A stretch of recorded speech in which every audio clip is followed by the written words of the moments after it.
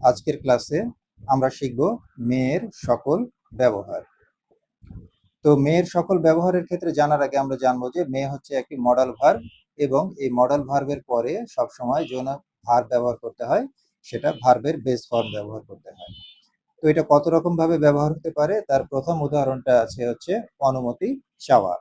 অনুমতি চাওয়ার ক্ষেত্রে আমাদেরকে ব্যবহার করতে হয় মে, তারপরে সাবজেক্ট, তারপরে ভার্ব। এই যে ভার্বটা আছে এটা হচ্ছে ভার্বের বেস ফর্ম। এখন কথা হচ্ছে মে প্রথমে কেন আসবে, কারণ আমরা যখন অনুমতি চাচ্ছি তখন কোনো একটা প্রশ্ন করছি, এই কারণে আমাদেরকে মে মডেল অক্সিলারিটা সামনে আসে, তারপরে সাবজেক্ট বসাতে হয়, তারপরে ভার্ব বসাতে হয়। তাহলে আমরা দেখি কিছু উদাহরণ দেখি। সেই উদাহরণগুলো হলো কি আছে, যেমন আমরা মাঝে মধ্যে প্রশ্ন করি যে আমি কি ভিতরে আসতে পারি, একই সাথে প্রশ্ন করছি, একই সাথে অনুমতি চাচ্ছি। আমি কি আপনার ফোনটা ব্যবহার করতে পারি, আমি কি একটি প্রশ্ন করতে পারি। এই যে প্রশ্ন করছি, এই কারণে আমি চলে আসলো মে প্রথমে, তারপরে আই কাম ইন। এই যে কামটা ব্যবহার করলাম এটা হচ্ছে ভার্বের বেস ফর্ম। আমি কি আপনার ফোন ব্যবহার করতে পারি, মে আই ইউজ। এই যে ইউজ এটা ভার্বের base form. May I use your phone. May I ask a question, আমি কি একটা প্রশ্ন করতে পারি। তার মানে অনুমতি চাইতে হইলে প্রথমেই আমাদেরকে বলতে হবে মে আই, মে আই, এবং তারপরে যে ভার্বটা ব্যবহার করব সেটা হবে ভার্বের বেস ফর্ম বা মেইন ফর্ম, অর্থাৎ ভার্বের প্রথম রূপ। এখন দেখি তারপরে কি উদাহরণ আছে। এখন আমরা অনুমতি চাইলাম, এবার হচ্ছে অনুমতি দেওয়া। আমি যদি কাউকে কোনো অনুমতি দেই সেক্ষেত্রেও আমাকে মে ব্যবহার করতে হবে, কিন্তু যেহেতু অনুমতি দেওয়ার সময় আমি তাকে একটা উত্তর দিচ্ছি, প্রশ্ন করছি না, এই জন্য এবার প্রথমেই থাকবে হচ্ছে সাবজেক্ট, তারপরে থাকবে মে, তারপরে যে ভার্ব থাকবে সেটা হবে ভার্বের বেস ফর্ম। যেমন আমি যদি বলি তুমি এখন যেতে পারো, এই যে আমি অনুমতি দিয়ে দিলাম, এই জন্য আমাকে মে ব্যবহার করতে হবে, ইউ মে গো নাও। এবং প্রথমে বলে দিয়েছি যে মে একটা মডেল অক্সিলারি, এই কারণে মেয়ের পরে যে সিট বসেছে এই সিটটাও হলো ভার্বের বেস ফর্ম। তুমি এখন বসতে পারো, ইউ মে সিট নাও। পরীক্ষার পরে শিক্ষার্থীরা যেতে পারে, এই যে মে, তারপরে লিভ। লিভ মানে কি, চলে যাওয়া। এই ক্ষেত্রে এই লিভটাও হচ্ছে ভার্বের বেস ফর্ম। পরীক্ষার পরে যেতে পারে, অর্থাৎ students may leave after the exam. পরীক্ষার পরে তার ইংরেজি হলো আফটার দ্য এক্সাম। ওকে, তাহলে আমরা জানলাম যে অনুমতি দেওয়ার অর্থেও মে ব্যবহার করা যায়। তারপরের উদাহরণটা কি আছে আমরা দেখি, যে সম্ভাবনা বোঝাতে, হ্যাঁ, পসিবিলিটি বা সম্ভাবনা বোঝাতে আমরা মে ব্যবহার করতে পারি। যেমন কোনো কিছু ঘটতে পারে, অর্থাৎ আজ বৃষ্টি হতে পারে, এই যে একটা ঘটার সম্ভাবনা আছে, এই ক্ষেত্রেও আমরা ব্যবহার করতে পারি মে। এবং এই যে রেন ব্যবহার করেছি এটাও কিন্তু ভার্বের বেস ফর্ম। রেইন মানে বৃষ্টি হওয়া, আজ বৃষ্টি হতে পারে, ইট মে রেইন টুডে। সে আগামীকাল আসতে পারে, এই যে মে, তারপরে এই যে কাম, এই কামটাও ভার্বের বেস ফর্ম। তাহলে এখন পর্যন্ত গুরুত্বপূর্ণ জিনিস যে মে একটা মডেল অক্সিলারি, এরপরে যদি কোনো ভার্ব ব্যবহার করতে হয় তাহলে অবশ্যই আমাদেরকে ভার্বের বেস ফর্ম ব্যবহার করতে হবে, এটাই হচ্ছে মূল জিনিস। আর প্রথমে যে সাবজেক্ট থাকবে, পরে অবজেক্ট থাকবে, এগুলো তো আর বলার কিছু নাই, তাই না? আচ্ছা, সে বাড়িতে থাকতে পারে, হি মে বি অ্যাট হোম। এই যে বি, এই বিটাও কিন্তু এখানে বেস ফর্ম, এটাও ভার্বের বেস ফর্ম। এই যে থাকা বা হওয়া, এগুলো বাংলাতে যদি থাকে ইংরেজিতে আমাদেরকে ব্যবহার করতে হয় বি। সে বাড়িতে থাকতে পারে, হি মে বি অ্যাট হোম। আচ্ছা, এরপরে কি উদাহরণ আছে আমরা একটু দেখি। এরপরে আছে যদি আমরা অনিশ্চিত কোনো অনুমান করি সেক্ষেত্রেও আমাদেরকে মে ব্যবহার করতে হয়।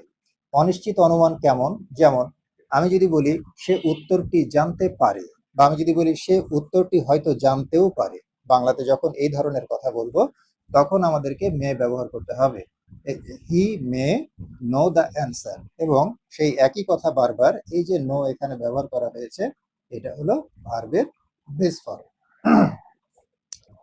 আমি যদি তার পরের উদাহরণটা দেখি, যে তারা আমাদের জন্য অপেক্ষা করে থাকতে পারে, এটা কিন্তু প্রেজেন্ট কন্টিনিউয়াস টেন্সে আছে। এবং এটা প্রেজেন্ট কন্টিনিউয়াস টেন্স কিসের, যখন আমরা মে ব্যবহার করব তখন প্রেজেন্ট কন্টিনিউয়াস টেন্স করতে হলে মের পরে বি নিতে হবে এবং ভার্বের সঙ্গে আইএনজি যুক্ত করতে হবে। ভার্বের সঙ্গে আইএনজি যুক্ত করতে হবে, ভিআইএনজি হবে। এটা হলো মেয়ের প্রেজেন্ট কন্টিনিউয়াস। তারা আমাদের জন্য অপেক্ষা করে থাকতে পারে। তার মানে যখন বাক্যের শেষে এরকম থাকতে হয় যে করে থাকতে পারে, বলে থাকতে পারে, শুনে থাকতে পারে, তখন আমাদেরকে করতে হবে মে বি, তারপরে ভার্বের সঙ্গে আইএনজি। ওয়েট থেকে হয়েছে waiting. They may be waiting for us, তারা আমাদের জন্য অপেক্ষা করে থাকতে পারে। যদি এরকম হয় যে আরেকটা অনিশ্চিত অনুমান, যদি আমরা এরকম বলতে পারি কথা, যে খবরটি সত্য হতে পারে, অথবা আমরা বলতে পারি যে খবরটি সত্য হতেও পারে, এই ধরনের যে বলি, সেগুলোর ক্ষেত্রেও আমাদেরকে কি করতে হবে, মেবি ব্যবহার করতে হবে। এই যে হতে পারে, একটু আগে বলে দিলাম, হতে বা থাকতে, এইসব ক্ষেত্রে যদি বাংলায় থাকে, আমাদেরকে ইংরেজিতে বি ব্যবহার করতে হয়। The news may be true. ঠিক আছে, এর পরের উদাহরণ কি আছে দেখি। এর পরের উদাহরণ হলো উদ্দেশ্য বা লক্ষ্য বোঝাতে আমরা মে ব্যবহার করতে পারি। কেমন? যেমন বলছে যে কঠোর পরিশ্রম করো যাতে তুমি পরীক্ষায় পাশ করতে পারো। আমার লক্ষ্যটা কি? যে যাতে তুমি পরীক্ষায় পাশ করতে পারো, এটাই লক্ষ্য। তো কঠোর পরিশ্রম করো, তার ইংরেজি হচ্ছে স্টাডি হার্ড। এই যে বাংলাতে যদি থাকে যাতে, ইংরেজিতে আমাদেরকে ব্যবহার করতে হয় সো দ্যাট। মনে রাখতে হবে, বাংলায় যদি থাকে যাতে, ইংরেজিতে আমরা ব্যবহার করি সো দ্যাট। এই যে বলছে যাতে তুমি পরীক্ষায় পাশ করতে পারো, যেহেতু এটা লক্ষ্য, এই কারণে আমার এই যে সাবজেক্টের পর সাবজেক্টের পর মে ব্যবহার করা হয়েছে, তারপরে পাশ করার ইংরেজি পাস, এবং এই পাসটা হচ্ছে ভার্বের বেস ফর্ম। এটা কিন্তু আমাকে খেয়াল রাখতে হবে। ওকে, তারপরে কি আছে একটা উদাহরণ দেখি আর একটা, সেটা হচ্ছে সে কঠোর পরিশ্রম করে যাতে সফল হতে পারে। সে কঠোর পরিশ্রম করে, তার লক্ষ্যটা কি? যাতে সফল হতে পারে। এই যে লক্ষ্য, এই কারণে এখানে হির পরে আমাকে মে ব্যবহার করা হয়েছে, এবং সাকসিড, সাকসিড মানে হচ্ছে কি সফল হওয়া, এবং ওইটা হচ্ছে ভার্বের base form. He works hard, এটা present continuous tense, sorry present indefinite tense. He works hard, s যুক্ত হয়েছে হি এর কারণে। তাহলে সে কঠোর পরিশ্রম করে সো দ্যাট, যাতে, এই যে বললাম বাংলাতে যদি যাতে থাকে, ইংরেজিতে হবে so that he May succeed, যাতে সফল হতে পারে, লক্ষ্য এই কারণে। আচ্ছা, তারপরের উদাহরণ দেখি কি আছে। শুভ কামনা বা প্রার্থনা বোঝাতে, শুভ কামনা বা প্রার্থনা বোঝাতেও আমরা মে ব্যবহার করব। যেমন এখানে আমি বলছি যে আল্লাহ আপনাকে আশীর্বাদ করুন, আমি কি করছি? প্রার্থনা করছি বা শুভকামনা জানাচ্ছি। তুমি দীর্ঘজীবী হও, তোমার স্বপ্নগুলো সত্য হোক। এই ক্ষেত্রেও আমাদেরকে মে ব্যবহার করতে হবে। কিন্তু ব্যাপার হলো একটা জিনিস, আমরা যখন এর আগে মে দিয়ে কোশ্চেন করেছি বা অনুমতি চেয়েছি, তখন মে সবার সামনে ছিল, কিন্তু তখন লাস্টে একটা কোশ্চেন মার্ক ছিল। এবারও কিন্তু মেয়ের সামনে আছে, কিন্তু কোশ্চেন মার্ক নাই, এবার আছে ফুল স্টপ। এখন কথা হলো, তাহলে আমাকে মনে রাখতে হবে যে আমি যখন কোনো প্রার্থনা করব বা শুভকামনা জানাবো, তখনও আমার সামনে মেয়ে আসবে, এবং একইভাবে এই যে ভার্বের বেস ফর্ম হবে। এটার কোনো পরিবর্তন নাই, কিন্তু এখানে কোশ্চেন হবে না, যেহেতু আমি কোশ্চেন করছি না, কোশ্চেন মার্ক হবে না। তা আল্লাহ আপনাকে আশীর্বাদ করুন, মে আল্লাহ ব্লিজ ইউ, ব্লিজ মানে আশীর্বাদ করা, এবং এটা হলো ভার্বের বেস ফর্ম। তুমি দীর্ঘজীবী হও, মে ইউ লিভ লং, এই যে লিভ এটাও ভার্বের বেস ফর্ম। তোমার স্বপ্নগুলো সত্যি হোক, may your dreams come true, এই যে কাম এটা হলো ভার্বের বেস ফর্ম। কেন? কারণ এই যে মে আছে তাই। ওকে, তাহলে তার পরের উদাহরণগুলো একটু দেখি কি আছে।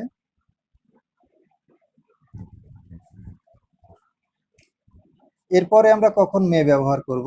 যখন আমরা কোনো ইচ্ছা প্রকাশ করব, ফর্মাল আনুষ্ঠানিক ইচ্ছা প্রকাশ করব, তখনও আমাদেরকে মে ব্যবহার করতে হবে, আগের উদাহরণের মতোই। যেমন আমি যদি বলি পৃথিবীতে শান্তি প্রতিষ্ঠিত হোক, এটাও তো একটা ইচ্ছা, চাওয়া। এই ক্ষেত্রেও আমাকে প্রথমে মে ব্যবহার করতে হবে। তো may peace prevail in the world, এই যে প্রিভেল এটা হলো ভার্বের base form.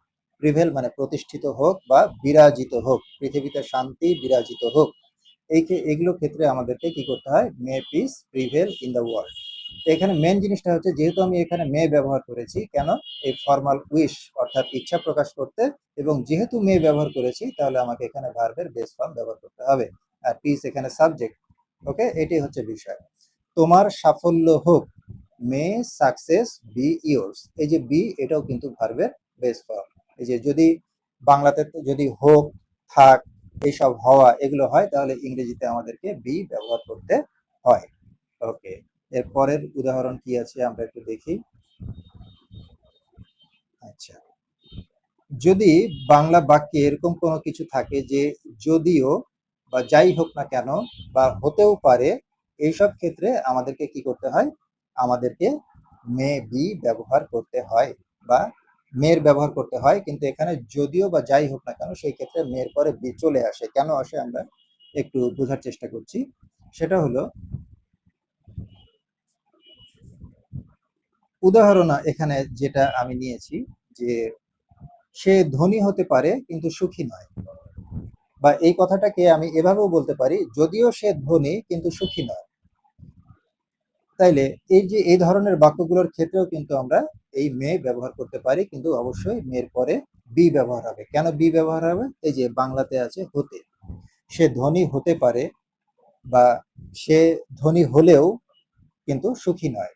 He may be rich, মের পরে বি, এই বিটাও কিন্তু ভার্বের base form. He may be rich but he is not happy. একইভাবে সে তরুণী হতে পারে কিন্তু খুব জ্ঞানী। এই যে বলছে হতে পারে, হওয়ার ব্যাপার আছে, এই কারণে মের পরে এখানে বি হলো, এবং এই বি কিন্তু ভার্বের base form. He may be young, সে তরুণী হতে পারে, বাট শি ইজ ওয়াইজ, সে জ্ঞানী। তাহলে এইসব ক্ষেত্রেও আমরা মে ব্যবহার করতে পারি। আর বাংলাতে যদি হওয়া, থাকা এইসব কোনো ব্যাপার থাকে তাহলে আমাদেরকে ইংরেজিতে বি ব্যবহার করতে হয়, এবং সেই বিটা কিন্তু ভার্বের বেস ফর্ম। আচ্ছা, এরপরে কি উদাহরণ আছে দেখি। এরপরে যেটা আছে সেটা হচ্ছে মে হ্যাভ। আচ্ছা, এতক্ষণ আমরা শুধু মে ব্যবহার করেছি, কিন্তু যদি কখনো মে হ্যাভ ব্যবহার করতে হয় তাহলে আমাদেরকে এই মে হ্যাভ এর পরে অবশ্যই ভার্বের তৃতীয় রূপ ব্যবহার করতে হবে, এটা মনে রাখতে হবে। যদি শুধু মে ব্যবহার করি তাহলে হবে ভার্বের বেস ফর্ম, আর যদি মে হ্যাভ ব্যবহার করি তাহলে আমাকে ব্যবহার করতে হবে ভার্বের তৃতীয় রূপ, অর্থাৎ পাস্ট পার্টিসিপল। কেমন, কখন করতে হবে? যেমন বাংলাতে আমরা যে বাক্যগুলো বলি, সে হয়তো ট্রেন মিস করেছে, সে হয়তো আমার নাম ভুলে গেছে, তারা হয়তো ইতিমধ্যে পৌঁছে গেছে। তার মানে বাংলা বাক্যের শেষে যদি করেছে, বলেছে, শুনেছে, খেয়েছে, গিয়েছে, হেসেছে এরকম থাকে, তাহলে আমাদেরকে কি করতে হয়? এই যে ভার্বের, সেটা আমাদেরকে সাধারণত প্রেজেন্ট পারফেক্ট টেন্সে করতে হয়, এবং প্রেজেন্ট পারফেক্ট টেন্সে হ্যাভ প্লাস ভি থ্রি হয়, কিন্তু যেহেতু এটা মের ব্যবহার তাই আমাদেরকে মে হ্যাভ এবং তারপরে ভার্বের তৃতীয় রূপ ব্যবহার করতে হচ্ছে। তাইলে সে হয়তো ট্রেন মিস করেছে, তাহলে এই যেহেতু এখানে হয়তো আছে, একটা সম্ভাবনা প্রকাশ করছে, এই কারণে কিন্তু মে ব্যবহার করছি। যদি একবারে শিওর হয়ে যেতাম যে সে ট্রেন মিস করেছে তাহলে কিন্তু আমার এখানে মে লাগতো না, তাহলে আমি সরাসরি বলে দিতে পারতাম হি হ্যাভ, সরি হ্যাভ না, হির সাথে তখন হ্যাজ হতো, he has missed the train. কিন্তু আমি যেহেতু এখানে একটা সম্ভাবনা প্রকাশ করছি যে সে হয়তো ট্রেন মিস করেছে, অনুমান করছি, সেই ক্ষেত্রে আমাকে কি করতে হচ্ছে? হি মে নিতে হচ্ছে, এবং তারপরে মের পরে হ্যাভ নিতে হচ্ছে। তখন কিন্তু হি মে হ্যাজ হচ্ছে না, এটা কিন্তু খেয়াল রাখার বিষয়। হি মে হ্যাভ, এবং যেহেতু হ্যাভ নিয়েছি তাহলে যে মিসড, মিস, মিসড, মিসড, এই যে ভার্বের তৃতীয় রূপ নিতে হলো। He may have missed the train, সে হয়তো ট্রেন মিস করেছে। সে হয়তো আমার নাম ভুলে গেছে, she may have forgotten my name, এই যে forget, forgotten, forget, forgot, forgotten, এই যে ভার্বের তৃতীয় রূপ। তারা হয়তো ইতিমধ্যে পৌঁছে গেছে, দে মে হ্যাভ অ্যারাইভড অলরেডি, পৌঁছার ইংরেজি কি? অ্যারাইভ, সেখান থেকে অ্যারাইভড, অ্যারাইভ, এই যে ভার্বের তৃতীয় রূপ। তাহলে আমরা বুঝে গেলাম যে কখন মে হ্যাভ এবং তারপরে ভার্বের তৃতীয় রূপ ব্যবহার করতে হয়। ওকে, খুবই গুরুত্বপূর্ণ। তারপরে লাস্ট একটা উদাহরণ আছে, সেই উদাহরণটা আমরা একটু দেখি। সেটা হলো মে বি। এই মে বি আমরা কখন ব্যবহার করব? যদি বাংলা বাক্যতে হতে পারে বা থাকতে পারে কথাটা থাকে তাহলে। যেমন সে ব্যস্ত থাকতে পারে, অথবা আমি বলতে পারি সে ব্যস্ত হতে পারে। আমি আরেকটা উদাহরণ এখানে দেখছি যে এটি সঠিক উত্তর হতে পারে। এই যে বাংলা বাক্যের শেষে যদি থাকে হতে পারে তাহলে আমাকে নিতে হবে may be. He may B busy, এই বিজিটা কিন্তু অ্যাডজেক্টিভ, এটা কিন্তু কোনো ভার্ব না, এটা কিন্তু ভার্বের কোনো বেস ফর্ম না, এটা হচ্ছে অ্যাডজেক্টিভ। কিন্তু এখানে মেন জিনিসটা যদি হতে পারে কোথাও কখনো বোঝাতে হয় তাহলে আমাদেরকে মে বি ব্যবহার করতে হবে। এটি